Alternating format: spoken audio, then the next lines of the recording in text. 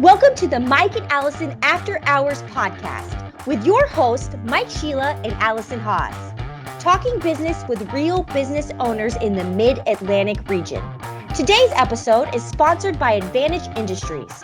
When you need business technology, get Advantage Industries to protect and promote your business. To learn more, go to www.getadvantage.com and schedule your first meeting to see if you qualify for a free network scan. Hello, everybody, and welcome to Mike and Alison After Hours. I am your host, Mike Sheila, and with me is my co-host, the always awesome and always on point, Alison Haas. Alison, how are you today?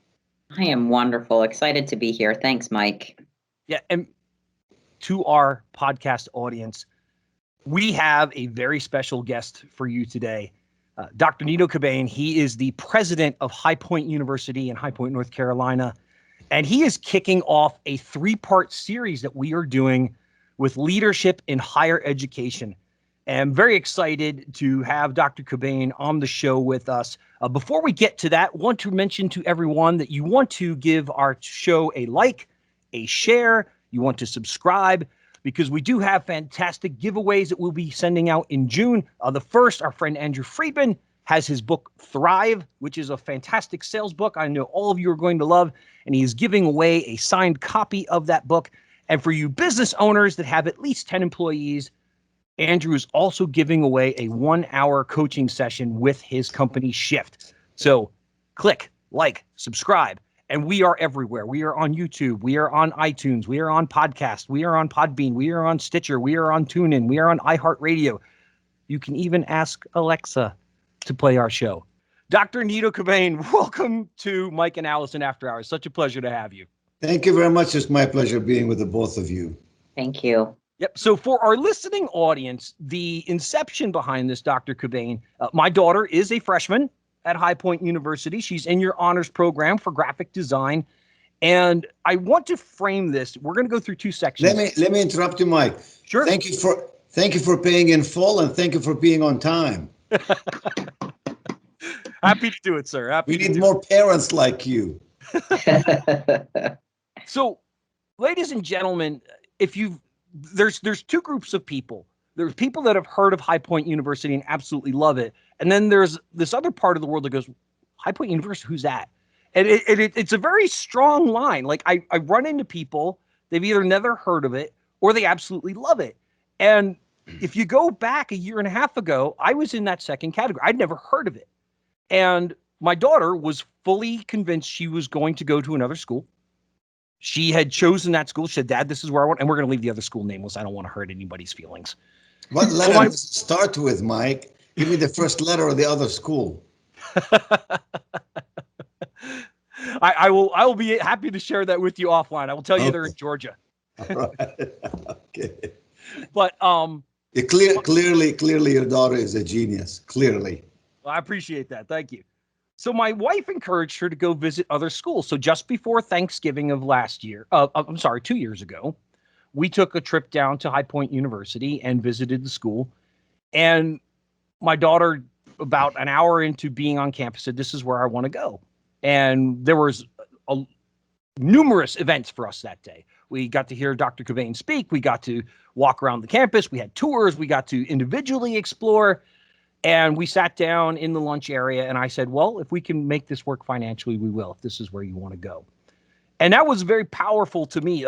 Personally, I was just telling Alison this offline, that you made a very powerful statement. You said that you can get an education anywhere, but High Point really separates themselves because you prepare your students for after college, after graduation. You make them professionals, and that resonated with me. So Dr. Qubein, with that in mind, please, who, what, where, when, why, how. Tell us about you. Tell us about High Point. What you think the world needs to know about you and your organization. Okay, number one, you cited two groups, those who love it and those who don't know anything about it. Thank God you didn't cite a third group. So I'm glad that you're convinced there is no third group, which says High Point, yuck. So those are, of course, the less educated, less intelligent people who would fit in that category. So you having named no such category, I admire you and appreciate that. Well, listen, life is interesting, my friends, and life is what you make it. I have been in many businesses. I was in business for 35 years, and I started businesses. I owned businesses. I sold businesses. I was in helped start a bank. I was in retail, owned a company called Great Harvest Bread Company. Was involved in a company called Dots Women's Clothing. I was involved in real estate, etc., etc., etc. Here is the fundamental about life, that if you understand the principles that lead to success in any business, in any endeavor, in any pursuit, and apply them with vigor, with grit, with faithful courage, the chances are you're going to succeed. If you believe in the art of the possible, if you believe that there are no such thing as unrealistic dreams, only unrealistic timelines, chances are you're going to get your goals fulfilled. So at High Point University, this is not unusual. What we've done is we are an unconventional university on the one hand, conventional on the other.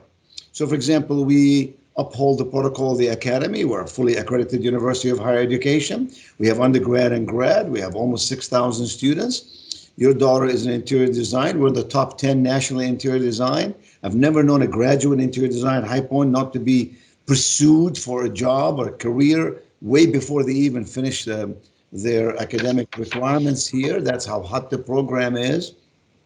We have companies who look for 10 of them, 15 of them, 20 of them in a year. Take a company like Ashley Furniture, the world's largest. The owners are very close friends of mine. I've done personal leadership consulting and coaching for their teams, almost 35, 40,000 employees. They'll be here actually this week. The two owners, the father and the son, always on the Forbes list, multi-billionaires. And they hire all the people we can graduate. So let's do the who, what, when, where, and how. I came to America at age 17. I had $50, could hardly speak the English language, didn't know anybody, went to school in Eastern North Carolina, and then went all the way through graduate school. Came out of graduate school having saved $500, started my first business. I worked 17 hours a day, 7 days a week to do my business. By the end of the second year, I had 68,000 customers in 32 countries. Oh my gosh. Let me tell you this, the circumstances in which we find ourselves never determine where we end up. They only define where we start.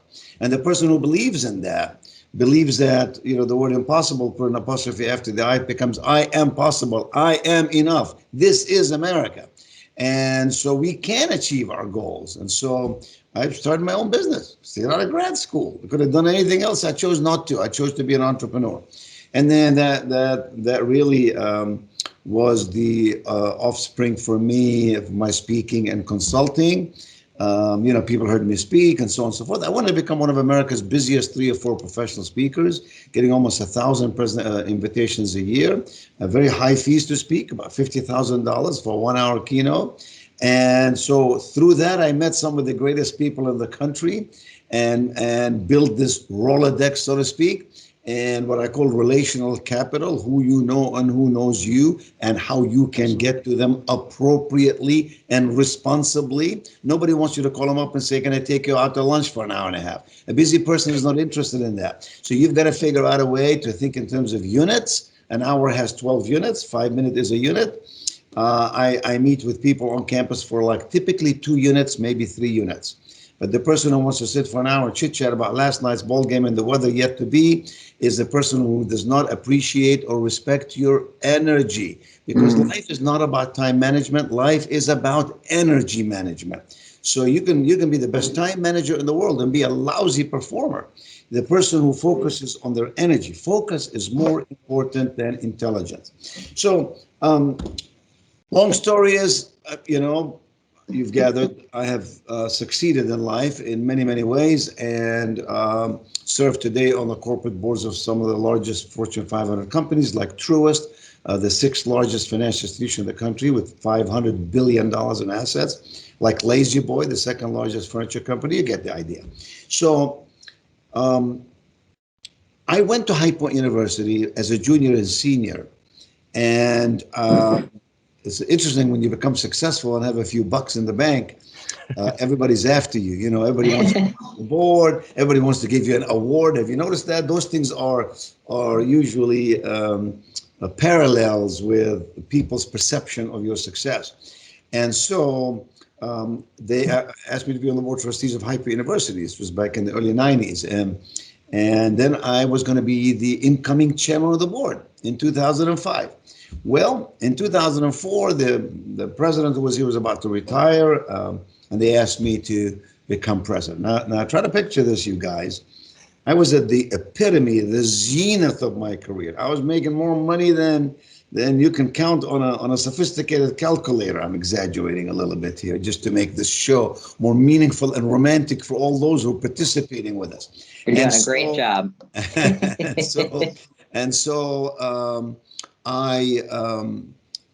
They came to me and said, look, the school's not doing very well and we need you to come in and try to fix it.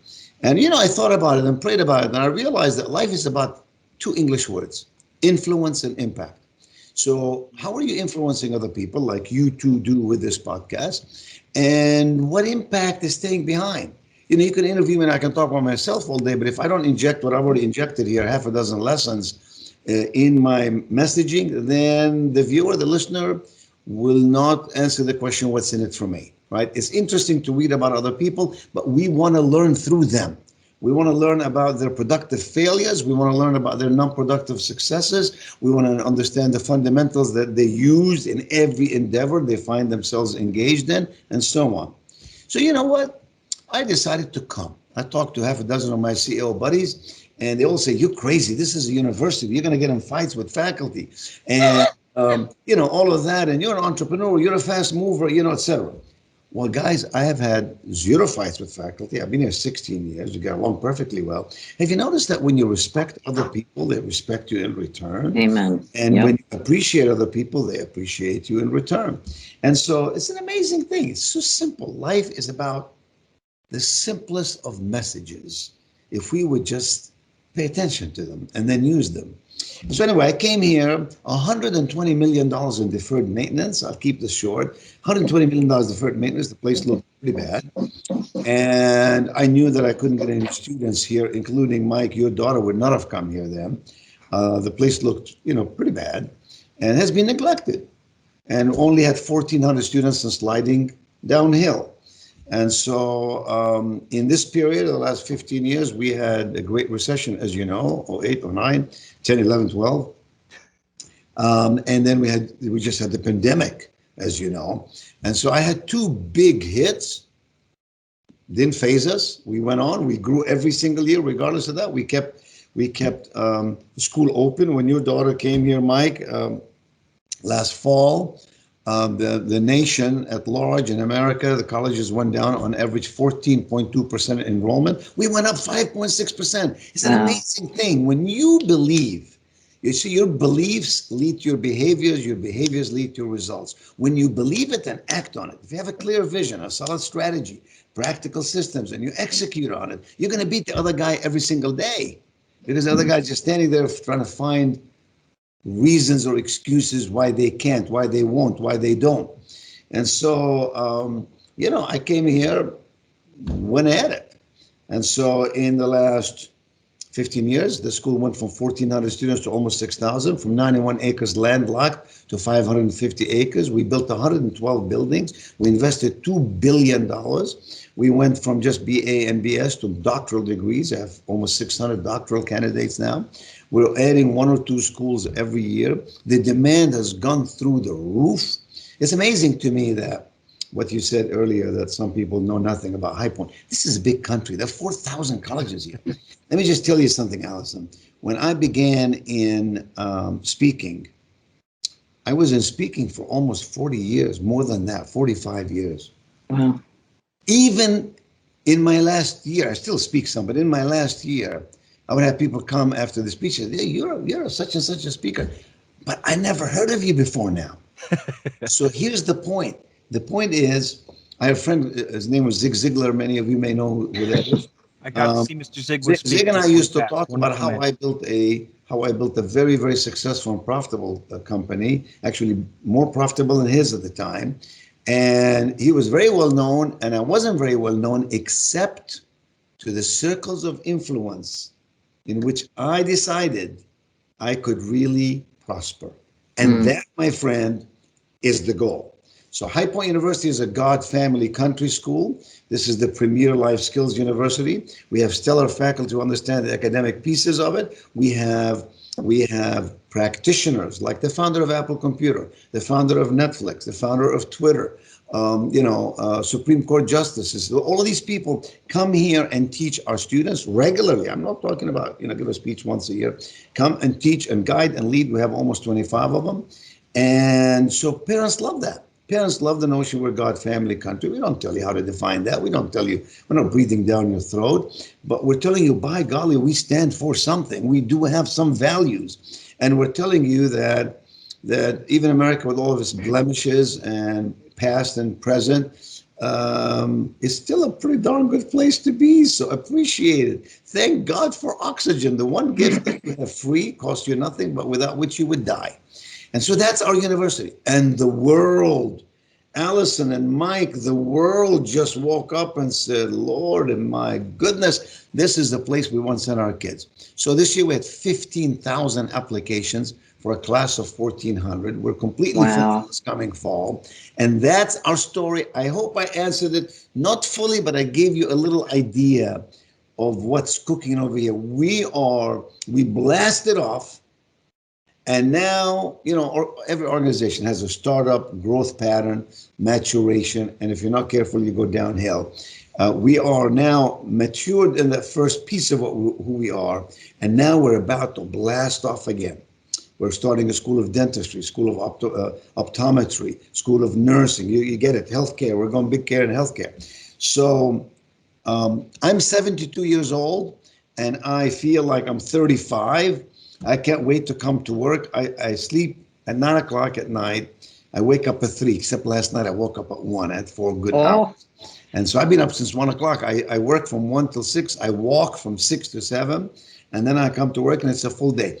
Nothing is better than doing purposeful work that you can lose yourself into it. You believe you can make a difference and you believe you can help people every day. Nothing. No amount of money, no amount of recognition could ever measure up to that. Dr. Qubein, thank you for that.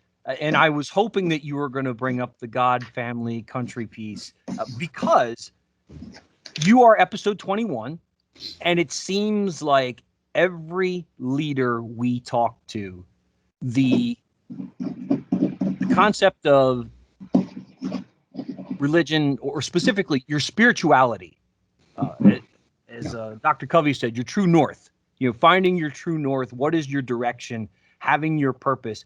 It comes up every single time. And I know you are a Christian man, but you do not define the world around Christianity. You say faith is faith and spirit is spirit. And regardless of which path you choose, having that path and following it is critical to success. So I find that fascinating and grateful that you brought that up. So thank you. Well, Mike, the reason people bring that up is because at some point in your life, you acknowledge that you alone is not enough.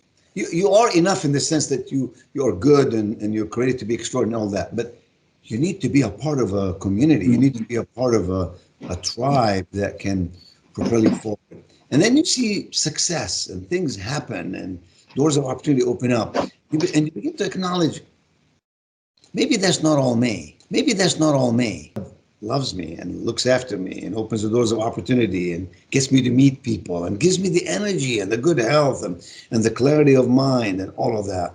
And when a person discovers that, it is a magnificent point of maturation. And so you feed your mind, of course, but you got to feed your heart. And you got to be in touch with your soul. Absent that, you miss out on a big part of life.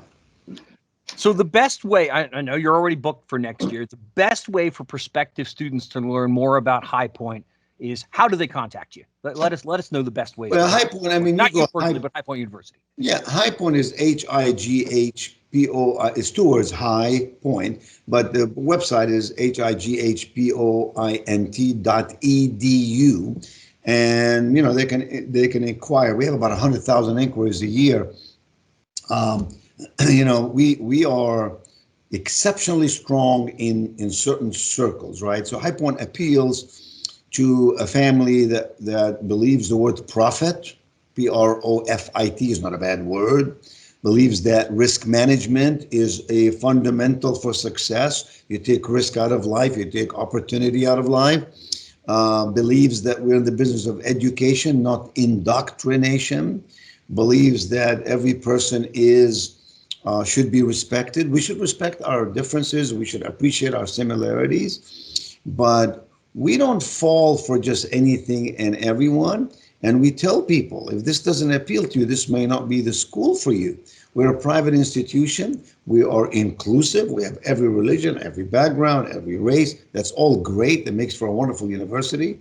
But we're not going to rationalize or compromise our fundamental beliefs. I told you some: God, family, country, premier life skills, education, not indoctrination. And so, America is looking for a school like that. And that's why they're beating a path to our door. And Mike, High Point is not inexpensive. Your daughter could have gone to a, public school somewhere for a fraction of what it costs you to come here. So there's a reason why people come here. And I'll tell you what it is. It's not just value. When you hear someone says, well, we render value, well, that means nothing. I'll give an example. Pepsi Cola renders value, right? Obviously, lots of people buy Pepsi Cola. I don't drink Pepsi Cola. When I drink, a soda, I'll drink a Diet Coke occasionally. So you can give me all the advertising about Pepsi Cola, sends me all the samples you want, tell me how great your company is. It would mean absolutely nothing to me because I don't see the value for me. So a business person should not be focused on rendering value. A business person should be focused on rendering appreciated value. Big difference. So Pepsi Bingo Cola moment for our audience. Yes, Pepsi Cola renders value, but for me, it's not appreciated value. So they're wasting their time with me. If I can find enough people who can appreciate the value that we render, appreciation means they use it, they absorb it, they find great measure of success in it, then price becomes a nothing. We raise probably $20 million a year here from current parents. I have parents here who are building buildings for us, and others can't afford to build a building for you or give you millions of dollars, but they can advocate you. They can tell their friends about you. They can host things in their home for you. They can send you the first child and the second and the third and the fourth, and I have many of those.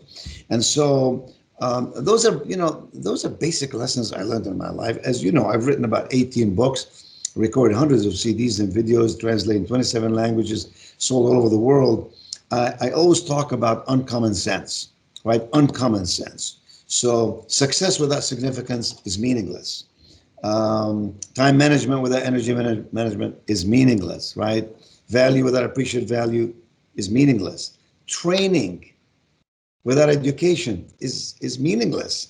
Even if you train me in a skill, I go to community college and learn an absolute skill. If I don't transform myself, educo is the origin of the word education. It's a Greek word. It means to change from within. So when you train somebody, you show them the how. When you educate someone, you teach them the why. When you train somebody, you show them what to do. When you educate someone, you teach them how to be. The being must come before the doing. This is why people falter. If the being, I'm an honest person, that's my being state. Therefore, I do honest things. It's not the other way around. It's not that I happen to do honest things, therefore you can define me as an honest person. In other words, authenticity above charisma any day of the week. You can be charismatic either verbally, vocally, or in some other way. But if you're not authentic, your true self will show sooner or later, usually under pressure, right? And then people will lose all respect for you. These are the lessons I want our students to learn. Your daughter, unfortunately, Mike, came here in a pandemic year. So my class that I teach to all the freshmen in person, called the President's Seminar on Life Skills, she had to attend it virtually. You see me on a screen. Regretfully, that's not the same. And I'm very sorry about that. But this coming fall, I'll go back in the classroom and I'll have 1,500 students sitting there. And I'll speak for 1 hour and 40 minutes. And you can drop a paper napkin on a carpeted floor and hear it hit the floor. That's how attentive they are. Young people don't want you to have crusades aimed at them, nor do your employees. They don't want to have crusades aimed at them. They want to have partnerships with us to make good things happen. Young people are like airplanes. You only hear about the ones that crash. And so, you don't hear about all the good stuff that people do. So anyway, can you tell you can push a button and then I just go? Oh, I love it. Allison, Buttons we have can no trouble stay getting pushed. information out of you. And with that, Allison, why don't you talk to Dr. Qubein a little bit about leadership? This is going to be a lot of fun. Thank you so much. I'm taking notes as swiftly as I can because there's just little nuggets that I align with personally, and I think our audience recapping, relational capital, right? And that energy management. I would love to learn a little bit more, and for our audience, how you learned that over your years in business as a leader, and how you then teach that to your partners that you referred to as employees. I love that. Well, Alison, you and I and Mike are like a battery. It'll run out. Typically, at the end of the day, when you're at home, you get tired. Let's hypothetically say that's when you get tired. Or by Friday night, you're whipped for the week, and you need the weekend to recover. Now, those batteries can be recharged up to a period of time, but eventually you have to change the whole battery. And what happens, that's called death. The battery is just completely is you can't, resuscitate it, you're dead. And so we're all going to be dead before we know it. In other words, life passes very, very quickly. And we have to really cherish every day. So for me, it's not about fans, fame, and fortune. It's about my friends, my family, and my faith. And so I want to put my energy, that piece of the battery that's alive and well, I want to put my energy in those things that are consistent with my values. If you live life in a principled way, principles being your values, and you live life in a way that's consistent with those principles, you're happier, you're more joyful, you're clearer about what you will do and you won't do. And so energy management is about simply acknowledging, realizing that you are not a machine, you are a living organism. For me, for example, I get up very early, as I told you, I have lots of energy in the morning. So I do my most important meetings in the morning. Yes. Every morning when I come here, just coming in, that's why Jeannie was on with you for a minute. I talk to two of my levers, right? My leaders. I have 2,000 employees here, but I really have about 10 levers. And those levers run this machine. And so I cannot spend all my time on the 2,000, but right. I can feed and coach these 10 constantly and inspect what I expect. So then the machine really works brilliantly every day. And so I'm energetic in the morning. In the evening, I'm not. At about 7:30, 8 o'clock, I'm beginning to doze off. I watch literally no more than 15 minutes of television a day. Unless it's sports, I might, watch a whole ball game, or Final Four. I'll watch, all the ball games. But anyway, you have to realize, where is that energy of yours? Where is it at its maximum, or where is it at its optimum, and where is it at its minimum? And then you have to figure out a way to use that to the good.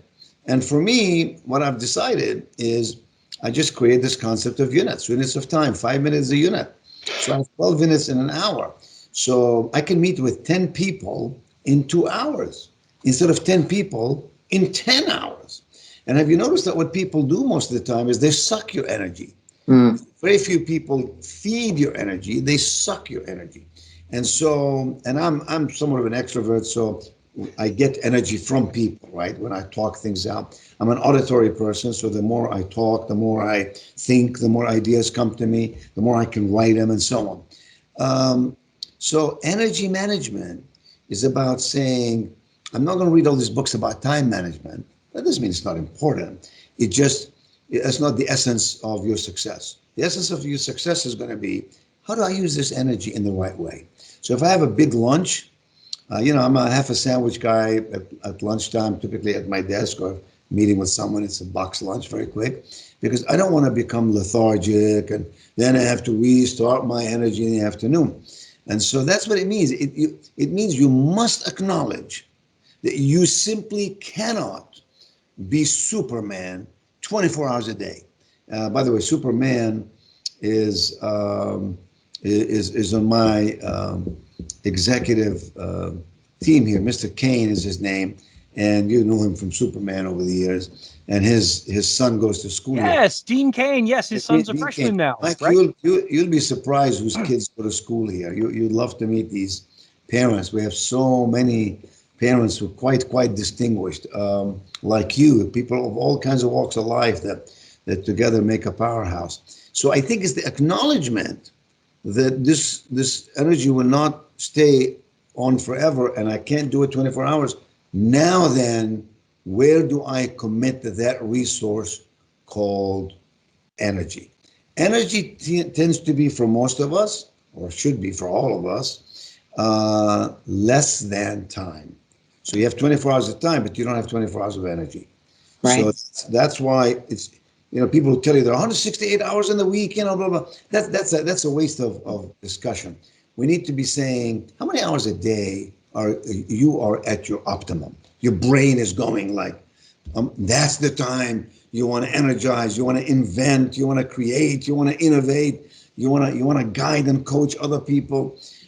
So that's what I mean by energy management. It works brilliantly for me. It has all my life. The one thing, Alison, that people say to me all the time, how do you do all of this? How do you get all this stuff done? They're amazed by how much I get done. I'm on all these boards. I write, I speak. I'm all over campus. I do podcasts almost every day. How do you do that? I just told you how. This energy management. So I do the most important stuff in the morning. And then as the day goes on, I do less important stuff. So most of my meetings face-to-face are in the afternoon, are post 3 p.m. So from 3 to 5 p.m., I do all these little meetings. So if my energy is not the greatest and all that, it's not the end of the world. Thank you. I'm also a morning person. I've already been to the gym, emptied my inbox, talked to 10 different people. And that's why we have our podcast early so that, yours truly can bring forth better wisdom, right? Makes sense.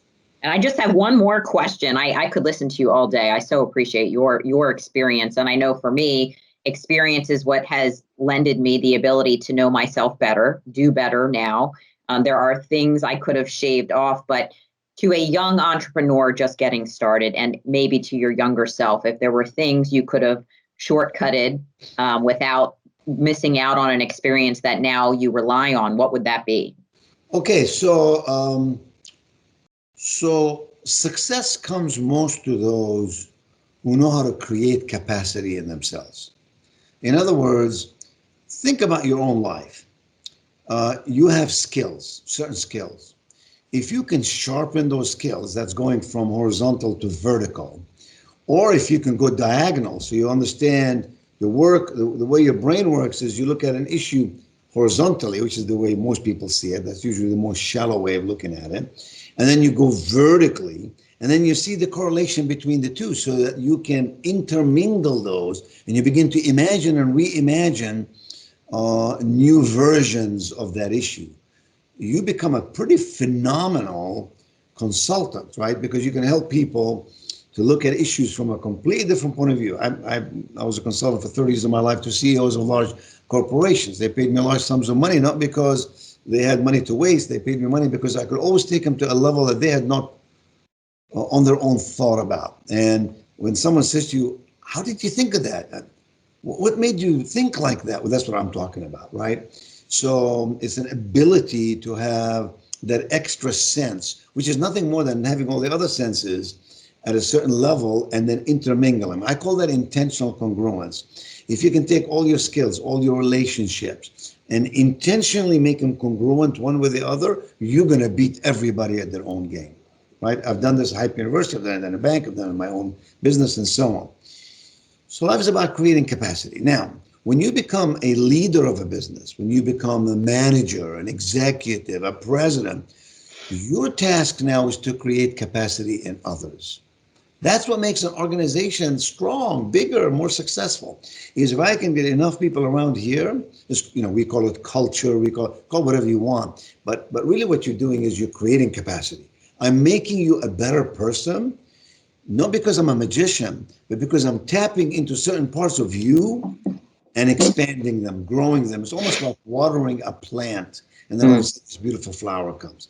When people feel that with you and in your circle of influence, they want to be with you. They're loyal to you. They will support you through thick and thin. They're no longer thinking about how much you pay me. They just want to be with you because they're feeling it. They're feeling this eruption of growth and development in their life. So you asked me early on, what are some of those things? Well, number one, I've learned that who you spend time with is who you become. So whatever one does, one should ask this question. Who are the 5 people I spend most of my time with? Because your income in life, more often than not, will be equal to the average income of the 5 people you spend the most time with. So if you want to be a millionaire, for example, and you're spending time with people making $50,000 a year, lovely, wonderful, caring, beautiful human beings as they may be, you're not going to learn from them how to become a millionaire. You're just not going to. Right. Because if they knew it, they'd be doing it. So take it at a different level. Say happiness. You want to have happiness in your life, and joy in your life. If you're spending time with people who are whiners, all the time they're just complaining about this, complaining about that, all they're doing is they're sucking your oxygen out of you. And you, believe me, in time become like that. See, good habits are hard to develop, but they're easy to live with. Bad habits are easy to develop, but they're hard to live with. So we are the products of our habituation. We do what we do because it's habitual for us. It's either unconscious competence or it's unconscious incompetence. Pick one. So I've always made sure that I'm going to walk hand in hand and side by side with great people. Now, great people could be in finance, they could be in ministry, they could be in a United Way nonprofit, they could be among speakers and consultants. Greatness can be defined in a multitude of ways. And I wanted to have a balanced life, so I don't want to spend time just with billionaires. I want to spend time with everybody. But if I'm in business and I'm building a business, trust me, I want to be, like yesterday, I gathered on a webcast 5 of my trustees on my board, all of whom are brilliant, all of whom are financial geniuses, and I wanted to run by them an idea for a new school here, and it's unique, and it was a $60 million risk factor to it, and I just wanted their take on it, right? So that's what I mean by who you spend time with is who you become. What you choose is what you get. So I learned early in my life that I'm the product of my choices, the books I read, the television I watch. I don't watch television because I don't want to waste my time. I don't want to listen to all these talking heads, fussing, screaming, trying to fill time on the air. I make up my own mind. And so I prefer reading books. I love to read books. I just read a book called 2030, a futurist predicting where we'd be in 10 years. Just read a book called Think Again. Think Gant or Grant is the guy, Adam Gant, I believe is his last name, or Adam Grant, I'm not sure. Anyway, the book is about always re-examine your premises. Never accept things now and forevermore. Wow, Always say, is the world flat? Is the world round? Will this idea work again? What if this idea doesn't work again? And so on. So I want to, garbage in, garbage stays. It doesn't go out, it stays. And eventually become a garbage dump. But wisdom in, wisdom stays. And eventually become a wise person. So I've learned those lessons. And another one I'll tell you, Alison, is that I understood early on that how you change is how you succeed. That none of us can stay in the same zone, doing the same things exactly the same way and expect great success. So as a professional speaker, I began doing keynote addresses, right? And then I realized something very interesting. I realized that a lot of younger speakers came along and they have these fabulous PowerPoints, and they didn't wear ties like I wear a tie and and a jacket when I speak. They wore this little cool looking thing. They wanted their biceps to show, blue jeans and a jacket, and they looked cool. It just wasn't me. And so I realized, hey, I better reinvent. How you change is how you succeed. So I realized all these guys were giving book reports, basically. They write a book and they give you 5 points and a beautiful speech. But I said, that's not sustainable. And so I created the notion of penetrating vertically. So I would speak for a company, but then somehow I will, not all of them, but enough of them will hook up with them as a consultant, as a coach. In some cases, I had a company for 27 years as my client. So then what I realized is my money was coming in a sustainable fashion, because these companies were paying me annual fees on a monthly basis. I had the greatest advantage as a speaker. I had a predictive model. I could tell you for the next 3 years, my contracts were almost always 3 years, tell you the next 3 years how much money I'm going to get every month. And since I cycled those contracts, it's on January 1 matures and February 1 matures, so on, I can keep the cycle going. So we have to change. We have to transform ourselves. It's not enough to be creative. Creativity is about doing something differently. We have to be innovative. Innovation is about doing something better. And so transformation is about achieving a greater piece of our potential, right? That's what it's all about. And so those are the things that I did somewhat well and somewhat not so well. And I sort of kept giving a little more precision to them as I went on through life. Great. Thank you so much for all of that, Mike. Dr. Qubein, thank you for giving us your energy this morning, as well as your time and your wisdom. That was phenomenal. I don't know that Alison and I can unpack everything that you just went through in the last 45 minutes, but gosh darn it, we're going to try. So thank you so much for this opportunity, and I'm sure you will, but have a fantastic day, sir. Thank you so much. Thank you so much. Mike, you've given me the greatest compliment, because you're entrusting us with your daughter. That's about as great a gift as you can give us. If there's anything we can do for her at any time, be sure to holler. Absolutely. Thank you all. Thank you. Thank you. Have a wonderful day. See you. Bye-bye. Thank you So much. Wow, Alison, how impressive was that? I don't even know what to say. I was fidgeting because I was like so captivated, and I'm writing notes. And, again, I say it all the time, selfishly, that's a great way to start my day, right? It's just so much wisdom. So much wisdom. Yeah, the couple of things that I want to point out about Dr. Qubein, he delivered every level that I thought he would. But so much of what he has said in the last 45 minutes, we've heard from numerous other successful leaders, right? Yes. And for him, it's just scale. Yep. Perhaps my favorite, I have 10 levers. Yes. So I have 2,000 partners or employees at High Point University, but I have 10 levers.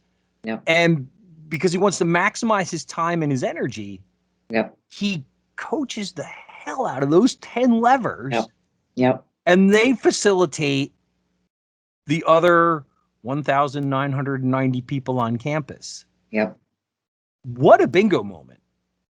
Yeah, I mean, your circle of influence, right? And he talked about that being the 5 people you hang around from an income perspective, a spiritual and faith perspective, fitness, whatever, but that's at work too, right? You cannot keep a pulse on every single person.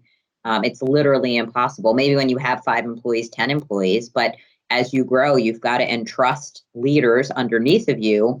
But he's doing that actively. He's not just passively saying, I'm sure they have it. I mean, he's in touch with them every day, passing on his experience and his leadership, as you said, coaching them. And I think that's invaluable for our listening audience as business leaders. It's a constant evolution, daily work, right? He said he's inspecting what he's expecting. Mm-hmm. And again, I've heard a variation of that 1,000 times before. And for me, one of the big takeaways I got from that is he runs High Point University like a very successful business. Mm-hmm. And maybe that sounds obvious, but again, we've already talked about, my daughter's a freshman there. They, at their peak, had 256 COVID cases on campus. Wow. At their peak. And it was only there for a matter of days. Their average was around 20 or 30 cases because they took this matter very seriously. And my daughter got to participate in most of her college experience her freshman year in person. Like, as he said, his class is made virtually because every freshman takes that class. They couldn't safely put every freshman in the same room.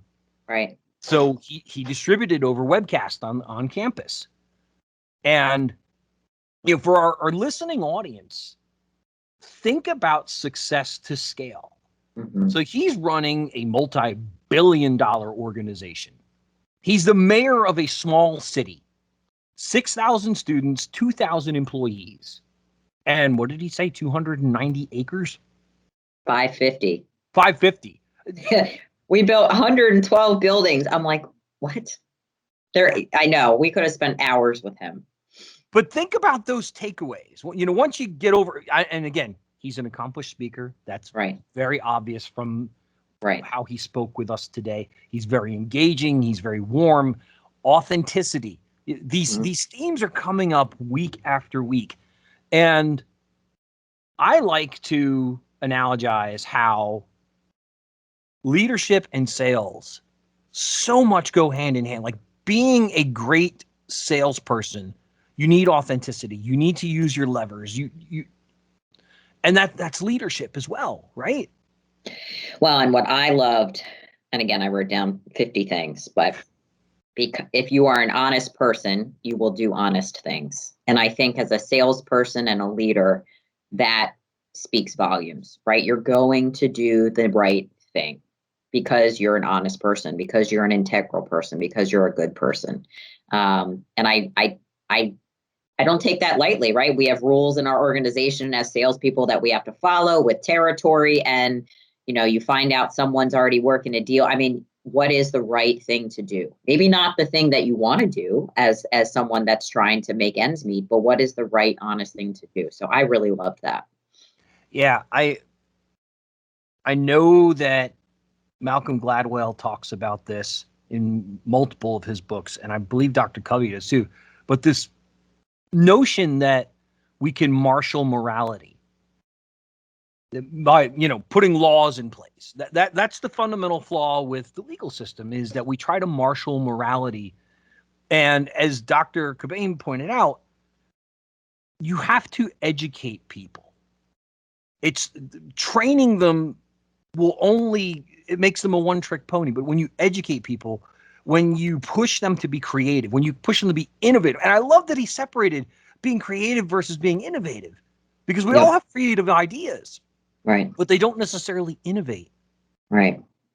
And teasing out the how and the why, right? Instead of just, here's the text, read the text, now go out and figure out how the text applies and why it's important.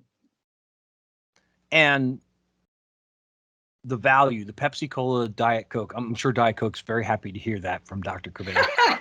Pepsi probably not so much, but it's a valuable lesson, is know your audience and be okay with now finding your audience then becomes more of a challenge. Yep. But my company has put a big focus on that these last few months. Is we now have minimums.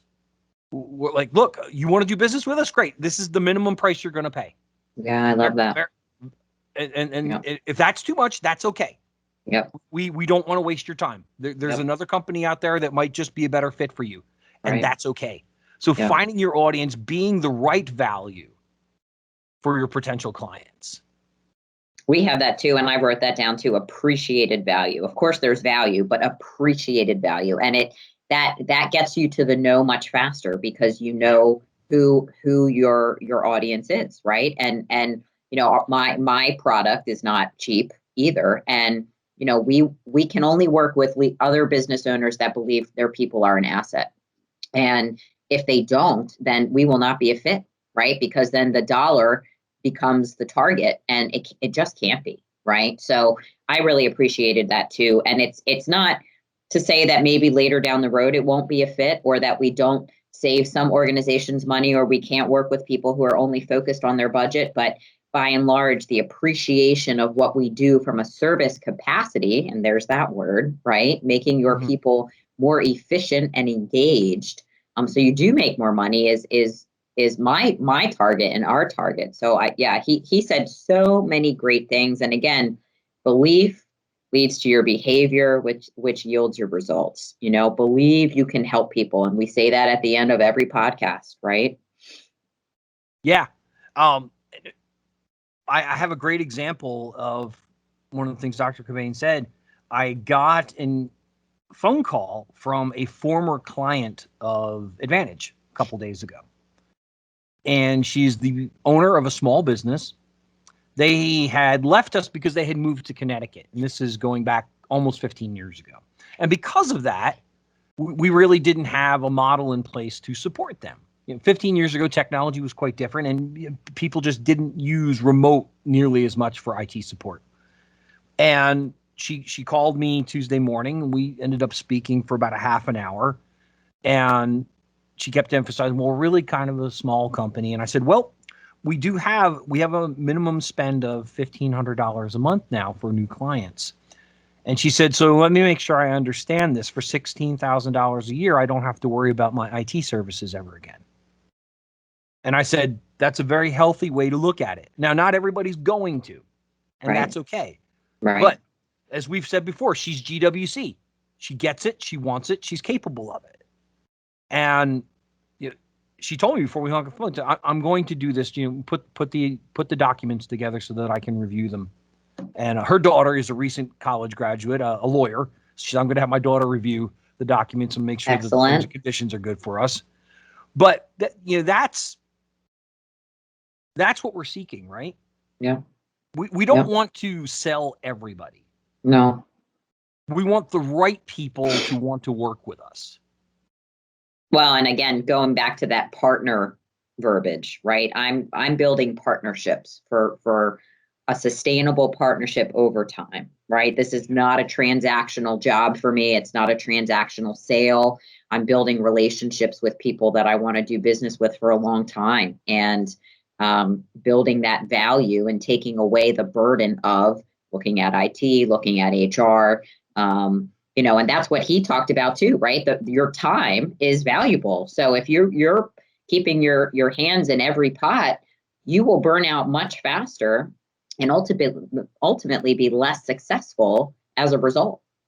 And I love that he said it's your energy that really matters, because we all have the same number of hours in the day. We all have 24 hours, but it's where and how we spend that energy. And his breakdown of how he goes through his day, I thought was incredible. That he puts the most important stuff early in the day, because that's when he has his highest level of energy. That's when he's best able to do work. And on the other side of that, I'm going to share a story with our audience before we wrap up here. Alison and I talk all the time about bad salespeople. And unfortunately, there are bad companies out there too. Sure. More than I care to count, frankly. So if you're one of those companies listening right now, and the funny thing is, you'll never admit, no, I'm not one of those. But so if you've done this, then take a hard look in the mirror, because you're a bad company and you need to change it. A good friend of mine took a job with a copier company 6 weeks ago. 6 weeks. And a couple days ago, they gave her a very strong feeling that if she didn't sell something by the end of this month, that they were going to let her go. And I said, you've been there 6 weeks. Right. Now, this is an unfortunate truth that I have seen in many copier companies. Now, for those of you that are in the copier industry that are not treated this way, please don't take offense. You are in a small majority, is my experience. they're viewing a sale as transactional. You don't get somebody to just buy a $3,000 copier or a $5,000 copier or a $10,000 copier. Right. Without building a relationship, assessing needs, understanding budget and timeline. You can't do what you do transactionally. I can't do what I do transactionally. Now, every now and then you'll get lucky and somebody quickly wants to make a decision. That's 5%, right? The other 95% of the business that we do takes significant, and by significant time, I mean 2 to 3 months. Right. And certainly longer. We've certainly had longer sales cycles. Well, especially right now, right? Yeah. So to expect someone to come into a company, they don't know the company, they don't know how to fill out paperwork, they don't know how to use the CRM, they don't know anything. They know how to sell, but they don't know anything about the company. And on top of that, when you are speaking to a prospective client and they say, so how long have you been at the company? And you go, what time is it? I've been here a week. Yeah. Yeah. No business leader in the right mind is going to buy from you after being there for a week. Right. Unless they know you personally exceptionally well. Right. And they know or your if the organization teams you up with someone more tenured, right? To say, hey, this is my stand-in.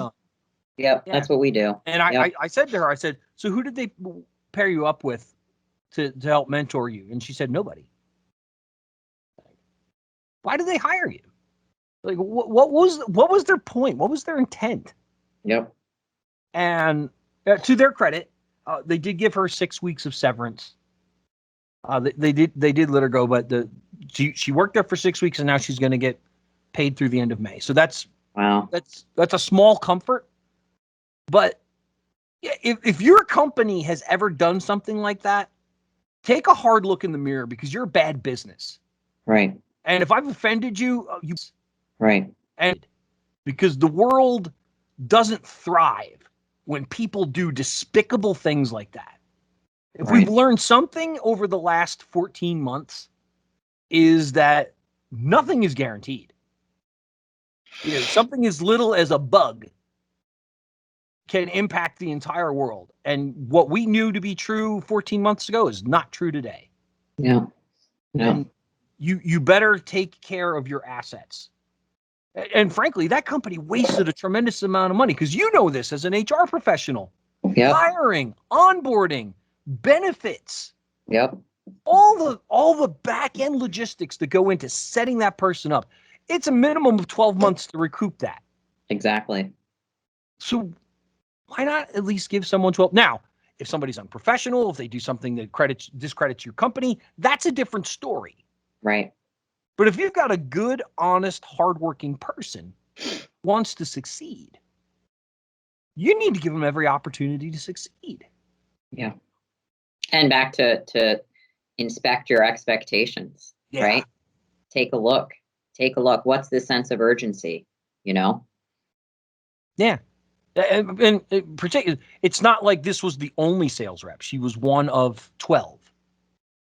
Okay, you can't spend a little time with her the next 90 days to help her. And I'm sorry, but copier sales, I imagine, are down right now because no one's in their office copying things. So just an aside, right? But we can stage that for another time. But what a tremendous episode.